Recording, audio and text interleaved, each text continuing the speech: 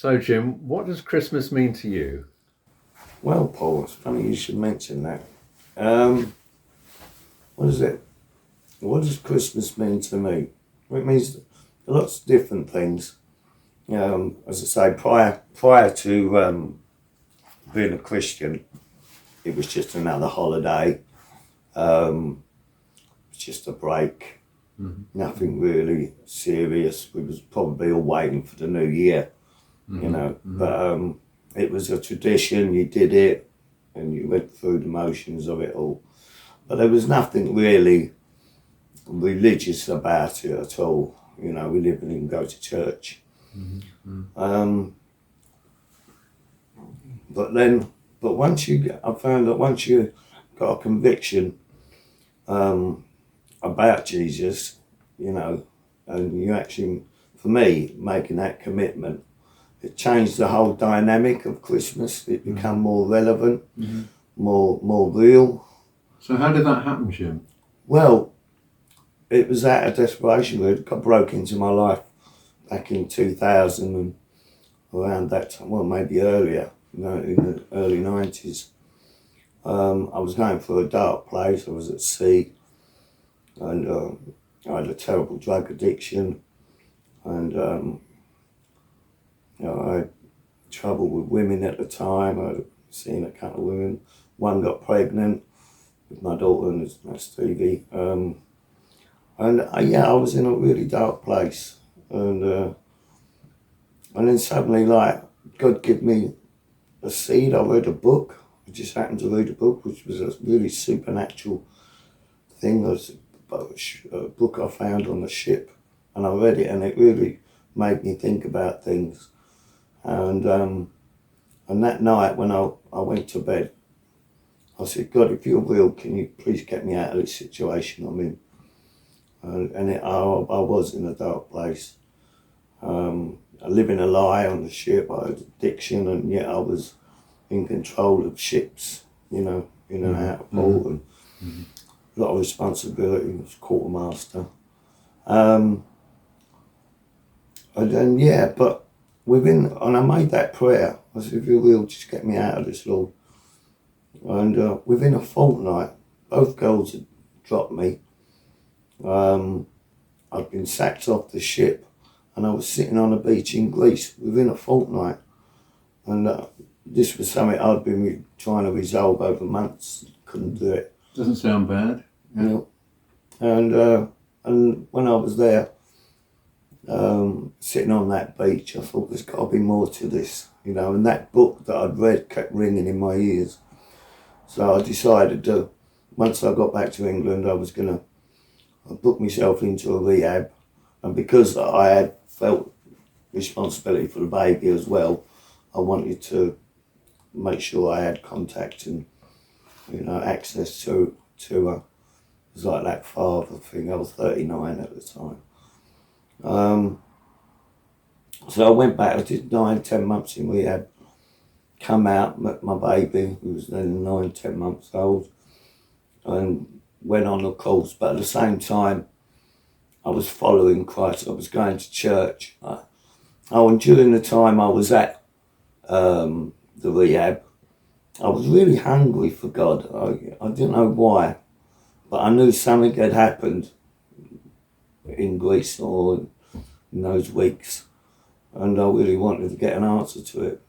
I had all my own reservations, dinosaurs and ages of the earth, and but I sort of had to put that to one side, and just concentrate on the spiritual side of it. And I actually wind up making a commitment to the Lord in rehab. But things changed. When I was in there, I suddenly had a lightness when I was in the rehab and I was getting clean. And I felt a real lightness and a joy and a hope And then for my future. You had And then when I eventually come out of rehab, I'd got access to Stevie. By this time I'd met Jan, and I was trying to go for first access and then custody. And I went, and every time I went to court, You know, by this time she's 2. I was fighting the mother and all that. And I actually wind up going 7 times to court. She never showed up once at court. Just kept putting sick notes. And against all the odds, the judge gave me custody of her. You know, which was unheard of, absolutely, because she come from a family background and I was single, lived my own, unemployed. And yet I got access, and it changed my life, you know. And then, as I say, with Jan, God seemed to bring things into place, you know, exactly how he felt he wanted me to be. You know, suddenly once I was a stranger on my own, you know, and then suddenly I've got a little family within a short time. But Jim, were you over the addiction at this point? No, So I what came happened? out and I started using again. But then in 2002, I'd always tried to break them. Now I was living a stable life now with Jan. I was working, you know, but I still had this addiction.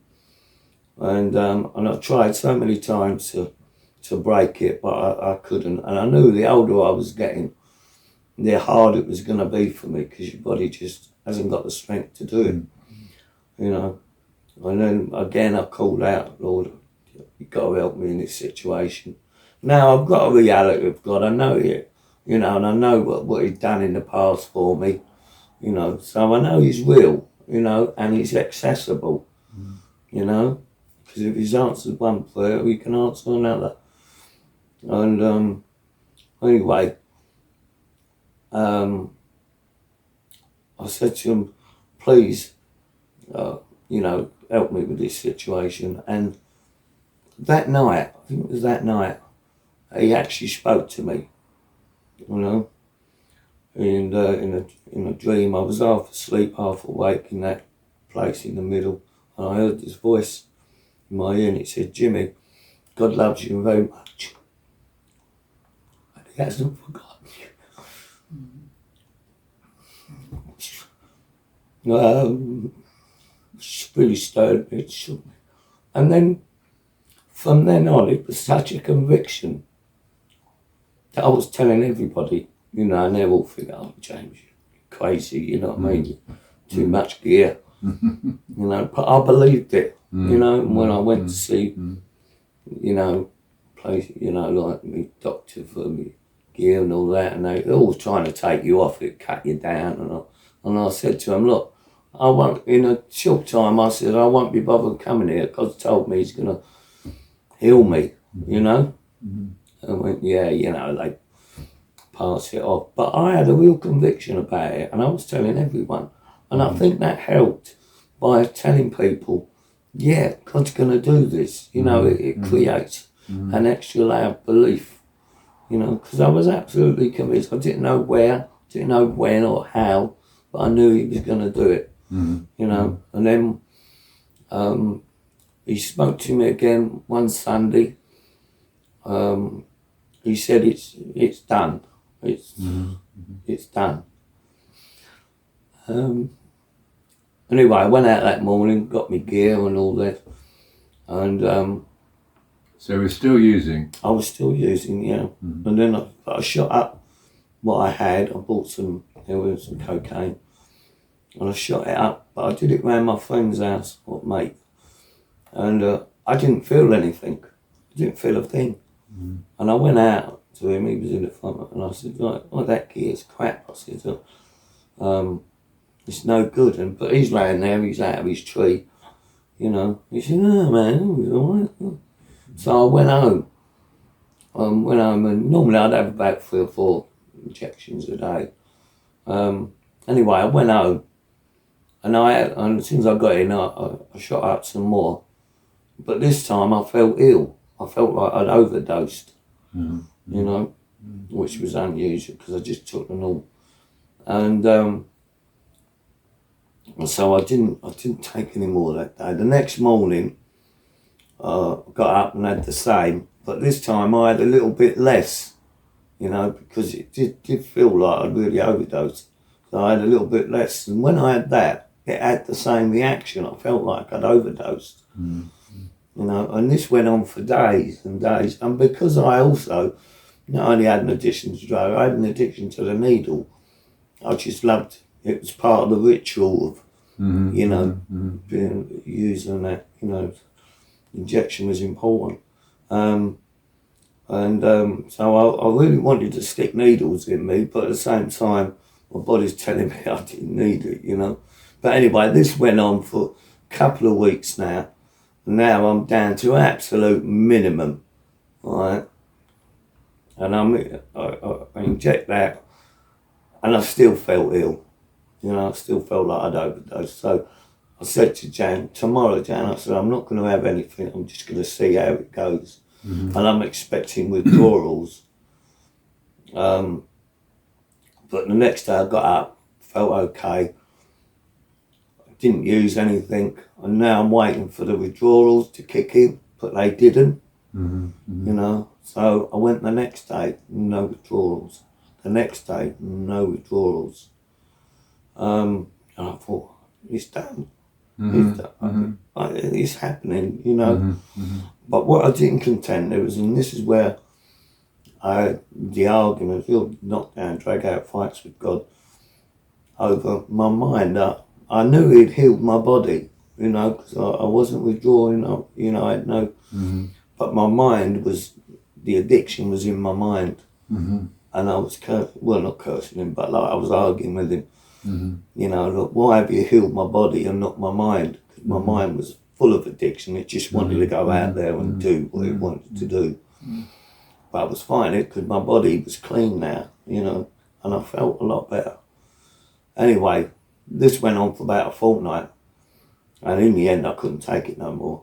I got up at midnight, went out and scored, come back, and it was my conviction that I'm going to either get a hit on this or it's going to kill me. One out of two. And I bought some heroin and some coke. Anyway, I went into it and I jacked it up. But this time, I didn't feel anything. All I could do was taste this soap. It was like carbolic soap in my throat, and I'm thinking, oh, they don't normally cut it with soap, you know, it's normally baby powder or whatever. Anyway, but with that, then I saw this in my mind's eye. I saw this flush. It was like a blue wash, like you know, one of them things you get in the toilet, you know. You know, I felt it flood through every vein in my body. I could see it in my mind's eye, just flood. It was like flushing everything out of me, you know. And I was frightened. I was really frightened because I knew this was God. This had nothing to do with drugs, nothing. This was a pure God between me and Him.